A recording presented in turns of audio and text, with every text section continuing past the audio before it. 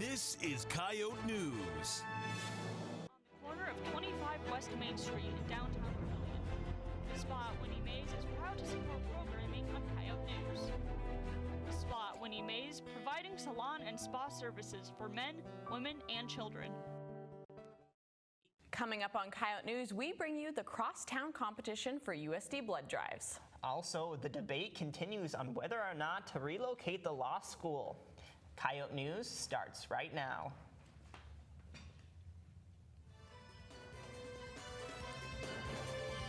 Live from the Al Newharth Media Center, this is Coyote News. Hello, I'm Cassidy Cornell. And I'm Nathan Finster. We'll get to those stories and more, but first, breaking news. Breaking news. President Jim Abbott has announced his retirement from USD. He made the announcement moments ago during his annual State of the University address. Abbott says he has enjoyed his time at USD, calling it the most rewarding and most demanding job of his life. His final day will be in June 2018. President Trump has announced that he is planning to visit Puerto Rico next week to survey damage left from Hurricane Maria. The announcement reportedly came as a surprise to some aides. Critics have been accusing Trump of ignoring the situation in Puerto Rico and instead focusing his attention on the national anthem protests across the NFL. An infant was found apparently abandoned near an Oklahoma highway, along with the boy's identification and $5,000 in cash. The infant was in a car seat that was barely visible through the brush along Interstate 40 near Oklahoma City. The baby was seen by passengers in a church van who pulled over and contacted law enforcement. Police determined that the baby hadn't been there long and was not harmed. The infant is in care of state officials and will be placed with family or a foster family. The boy's mother has been identified, but no charges have been filed. Rapper B.O.B. has started a GoFundMe campaign to prove that the Earth is flat. The rapper jumped on the flat Earth bandwagon last year. Flat Earthers argue that if the Earth really was round, the curve would be more visible to the human eye. The campaign wants to launch satellites into space to observe the Earth's shape. The campaign has a goal of $1 million. As of this afternoon, almost $3,000 has been raised, with $1,000 of that coming from B.O.B. himself. And those are your headlines. And now let's take a look at weather with Devin Martin. Devin? Thanks, Cassidy. Now that the first day of fall has passed and the world didn't end on Saturday, the colder temperatures that we all desire will be coming this week. The remainder of today will be sunny with a high near 70 with some west-northwest winds hitting a high of 5 miles per hour, becoming a southwest winds right about now. For tonight, the low will be around 46, so make sure to take a coat with you today and throughout Thursday, where the high will hit at 75 degrees and with a nightly low at around 47. Friday will bring the area into lower temperatures with a high of around 70 degrees as the sun will still shine outside. So make sure to enjoy the sun while you can because we are supposed to hit a low of 52 that night. For your weekend, it should be like the last with rain in the forecast. There will be a 30% chance of rain in the afternoon with the high near 70. And on Sunday, there will be a 40% chance of rain once again in the afternoon. Next week will bring temperatures into the mid-70s on Monday and Tuesday. So make sure to grab or keep your great pumpkin lattes in hand from U-Brew because this is the perfect cool weather for a cup of coffee. Also for today's weather fun fact, I have a little bit of weather history. In September 1986, Sioux Falls in the Vermilion area received around 9.26 inches of rain. The rain fell within a 2-week period mid-month. As a result, the biggest flood ever for the Big Sioux River occurred. And that's your Coyote weather. Again, moments ago, President Abbott announced that his retirement will be coming in June of 2018. Coming up, we show you how USD program is getting students moving around campus.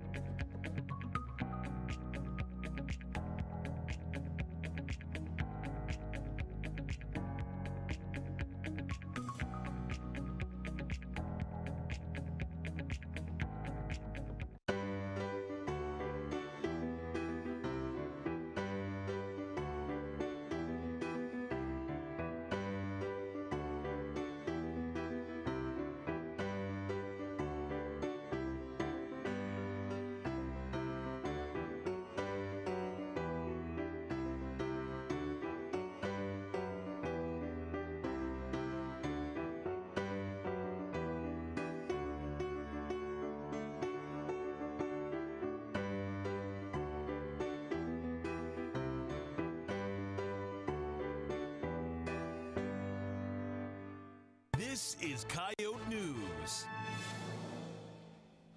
Discussions continue over whether or not to move South Dakota's only law school to Sioux Falls. Coyote News' Savinek Surovich asked 2 law students what they think about the potential move. Some of the opinions are that more students would be interested in studying in Sioux Falls. Also, building a whole new school of law would almost be the same price as renovating the Vermilion one. We need to be able to provide more experiential learning, more access to attorneys, more access to clinical opportunities. And I can see that Sioux Falls would be really beneficial for those areas and probably cost less in the long run if we move to Sioux Falls. Tucker also thinks that those things could be provided in Vermilion as well, but more investment from the university and the state government would be needed. There's a lot of concern among faculty that moving to law school would kill most of, if not all, the dual degree programs because you have to be on campus here in Vermilion, and the commute itself would make it impractical, along with other physical factors would probably coalesce to make it, if not impossible. Yether also mentions that in 1860, Sioux Falls had a choice in between the university and prison. They chose the prison because they thought the university will never be funded. They were right in part of it. The university here wasn't funded until 1882, so they were right for 20 years. But that sort of is an important thing to note when looking at this, because the question is, will Sioux Falls allow for better opportunities? Even though the issue divides the USD and Vermilion community into 2 groups, the meetings about the moving will go on and hopefully come to a result where everybody is satisfied. For Coyote News, I'm Zbigniew Surovec. The next discussion about the move will be on October 6th. Students have a new option for getting around, thanks to a grant from the Student Government Association's Green Initiative Fund. The USD's Sustainability Club has implemented a campus bike share program.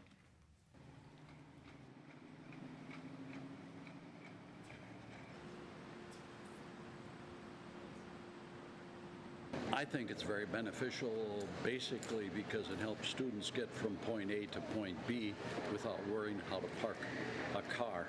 Also, there are many foreign students on campus who can't have cars, so it helps them to get into the community. The bikes can be checked out at the information desk in the muck. The Sustainability Club is looking to add more bikes to the program in the future. Tom Brokaw is coming back to USD. The former NBC News anchor is returning with fellow USD alum and Russian policy expert Robert Legvold. The pair is coming back for an event called The New Cold War, the United States, Russia, and a World of Differences, which is being sponsored by USD's Political Science Department. The event will be a discussion between Brokaw and Legvold about the United States' relationship with Russia. The event is being held in Alf's Auditorium on October 18th at 7 p.m. Still to come, we show you how One Vermilion store is catering to people with food sensitivities.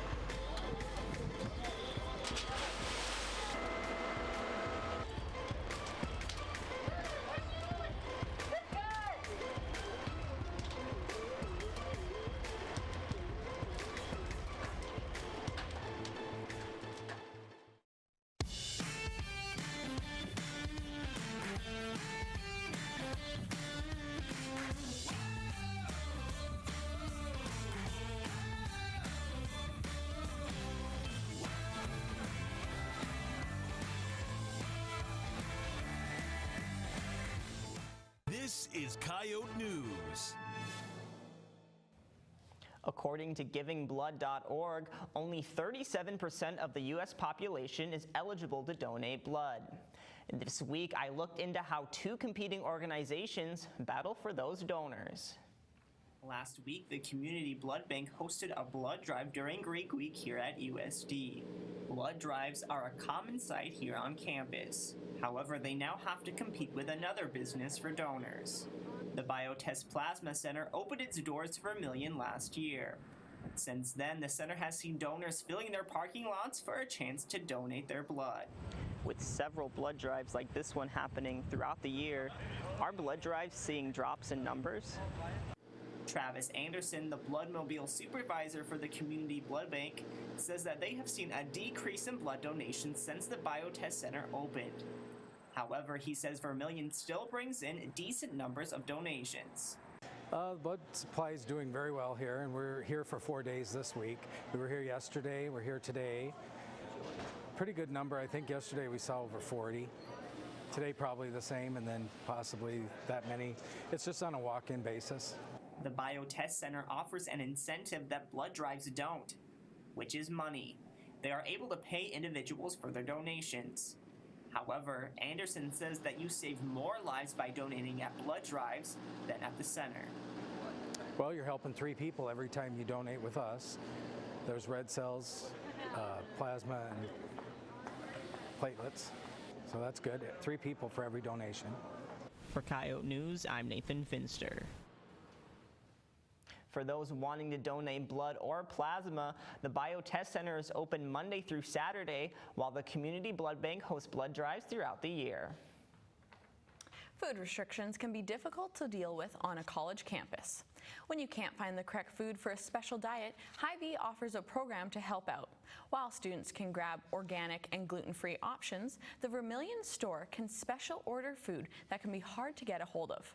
Health Market Manager Joseph Vogel says diets such as Paleolithic, cryogenic, vegan, or vegetarian, among others, have specific food restrictions that Hy-Vee can help with.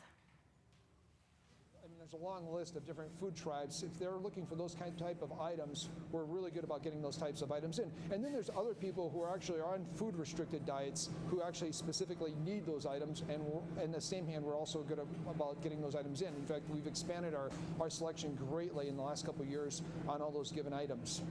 Ask an employee in the store about special ordering food, and they will help set up an order. Vogel says Hy-Vee is usually able to get food to the store within 48 hours. We're going back to our live correspondent, Rachel Newville, who is with the Director of Communications, Tina Haraldson, for an update on President Abbott's plans of retirement. Rachel? Thanks, Nathan. I'm here with Tina. Perfect. So, Tina, could you tell me again a little bit more about his decision to retire and what that looks like going forward? Yes, he announced just this afternoon that he will work through the end of June of 2018, and then he will be retiring. So that means that his position will be open, and the Board of Regents will have to appoint a selection committee to start looking for a new president for USD. Okay, so what else did he address in his speech today? He gave a review of his past 20 years here. He's in his 21st year now. Talked about how things have changed and how, I think his main point was how much pride has grown in USD and how USD's evolved into a much more significant university over those years, and he was very gratified by that. I know he also talked about some challenges the university faces going forward. What were some of those? Well, we have to realize that a lot of our students come from South Dakota, and it's predicted that South Dakota will only have about 9,000 high school students graduating coming years.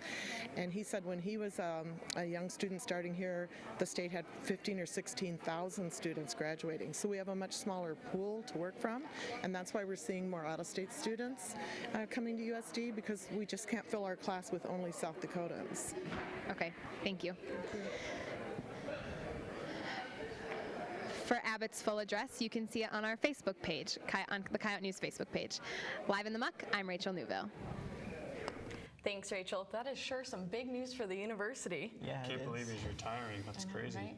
And now, looking at sports, the football team had a week off, but the Coyotes are still in action, hey? Yeah, they had plenty going on. We had volleyball. They started Summit League play. And we're going to talk to women's basketball coach Dom Plitzowite because their season is coming up just right around the corner. So we'll have that and more next in sports.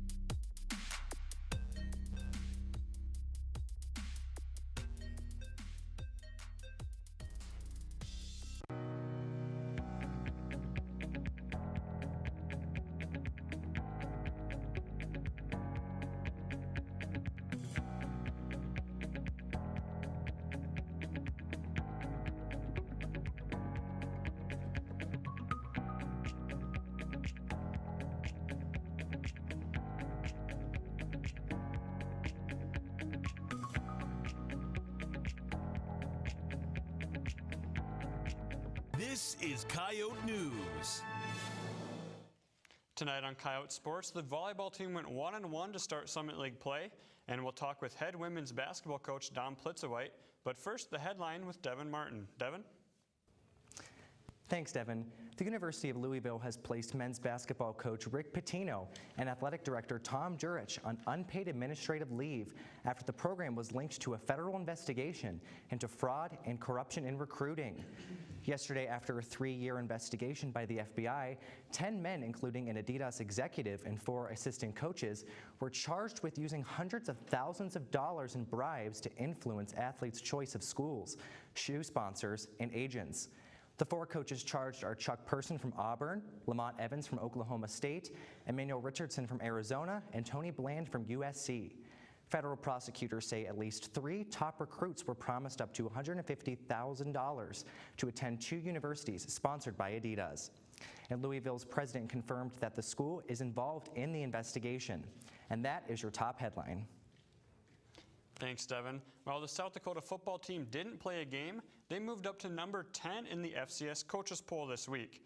This is the highest ranking for the Coyotes at the FCS level, and it's the program's highest ranking since reaching number 8 in the AFCA Division II poll in 2007.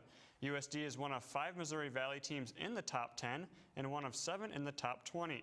The Coyotes travel to take on the 16th ranked Western Illinois Leathernecks this Saturday. USD and Western Illinois are 2 of only 15 remaining undefeated FCS schools. The volleyball team opened up Summit League play over the weekend with a pair of home matches against Western Illinois and NDSU. The Coyotes topped the Leathernecks in a thrilling 5-set match Friday night. Junior Rachel Schmidt led the Coyotes' offensive attack with 18 kills. Haley Dotseth added 14, and Brittany Jessen tallied 56 assists. Saturday night, USD lost in 4 sets to NDSU. Dotseth finished with 14 kills and 23 digs. Brittany Jessen recorded 44 assists, and her 9 digs moved her into 10th place in program history. Libero Ann Rasmussen was named the Summit League Defensive Player of the Week. She tallied 26 digs against Western Illinois and 33 against NDSU. Rasmussen is currently 2nd in the conference for digs per set. Coyote News' Taylor Kidd tells us how hard work, positivity, and friendship is driving the women's volleyball team to success this season. The USD volleyball team is off to a great start after their win over Western Illinois at the Summit League opener last Friday. But the team is still in the early stages of the season. With around 2 more months of games before the conference tournament, the team is preparing for wins. Junior Rachel Schmidt says their season has been full of up and downs, but that the team has come out stronger because of it. We've had a pretty tough preseason, but we've learned a lot from all of our games. We've had some really good competition to grow from and to learn from, and we're looking forward to where our team is headed. The Yotes have many more games left in the season, and Schmidt says there is no shortage of things to look forward to. It's always fun to play our conference opponents because we know those players and we know what to expect, and it's always going to be a battle every single night, and we're looking forward to that. Although the team is excited for conference play, lots of hard work is in order to accomplish their season goals. Part of this preparation includes having the right mindset and staying positive. Each day we say, how can we be the best that we can be today? And then how can we be the best we can for tomorrow? So I think the best thing is that we keep making those strides and we keep making those improvements so that we are the best that we can possibly be by the end of conference. While their love for the game of volleyball is why the team competes, the strong relationships they share keeps the game fun, even when times are tough. I think one of the biggest highlights of our team is that we are such a family. Like, we are very close, both on the court and off the court, so it's always fun when we come into practice or when we come into games because you get to play alongside your friends, and even though some days are harder than others, you know that your friends are there to support you through it all. For the Sports Report, I'm Taylor Kidd. The Yotes travel to take on Fort Wayne Friday night and return home Tuesday to battle Oral Roberts. The women's basketball season is just around the corner, and Coyote News' Lauren Solik is live in the muck with head coach Dom Plitzowite to talk about how the team is preparing. Lauren? Thanks, Devin. I'm here with Coach Plitzowite. So, what does the recruitment process look like for you? Well, since the season's been over, we've spent a lot of time on the road with some young ladies, watching them play, and then bringing them to campus. And during different times of the season, we're able to go visit them. Other times they come see us. We've been on the road. This is a busy time for us. Our coaches have been on the road since September 9th, quite a few days. We're excited to get those young ladies now on our campus as well. So what kind of preparations do you have to do going into a new season? Well, since we had our last official practice, it's really been close to 6 months before we'll begin practice again. During that time, our young ladies spend a lot of time in the weight room. They spend a lot of time conditioning and then individual skill work. So we're excited we start practice again on Monday, and we're ready to get back after it again. So do you have any goals for the new season? We absolutely do. Our goal is really to focus on the precious present and to get better every day. We have a very challenging schedule this season, in the off season and the Summit League. So we are really gearing up for what's ahead. Awesome, thank you. Thank you. The women's basketball team will have their first game November 10th against Iowa State in Ames, Iowa. Season tickets are now available. Live from the Muck for Coyote News, I'm Lauren Zolik. Thanks, Lauren. The women's golf team took 9th place at the Boston College Intercollegiate this week. Junior Lexi Peterson shot a 2-under par 73 in the final round to finish in a tie for 15th place. Senior Abby Dufresne tallied 2 birdies in the final round and finished in a tie for 21st. Carly Kerrigan tied for 51st. Sunny Killian and Katie Bartlett rounded out the Coyotes, finishing 56th and 82nd. The Yotes returned to the course Sunday at the Nebraska Chipping Club Invitational. The women's cross-country team moved up 3 spots to 8th in the Midwest region in the latest U.S. Track and Field Cross-Country Coaches Association rankings. The Coyotes took 5th place at the Roy Griak Invitational on Saturday. Junior Megan Billington led USD with a 22nd place finish. Lindsay Joyce took 36th. Madeline Huglin finished 54th. Laura Nelson came in 55th. And Kiana Stewart rounded out the Coyotes in 57th place. USD has 2 weeks off before competing at the Bradley Pink Classic in Illinois. That's a look at sports. Coming up after the break, we ask students about their favorite jokes. Their answers are next. Is when you take in an animal into your home and you take care of them until we can find them a permanent forever home. If you can find it in your heart to do it, it's rewarding. We do all the vetting, the neutering, the spaying, the medications. The Humane Society has lots and lots of great dogs and cats that can pull at your heartstrings and make you realize you got a little more to give.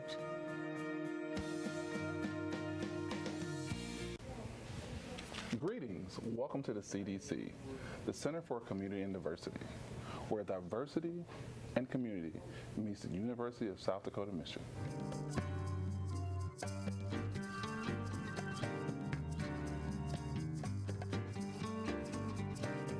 We really cater to empowering and enriching the students' lives to ensure that they can obtain the quintessential tools to be able to navigate society.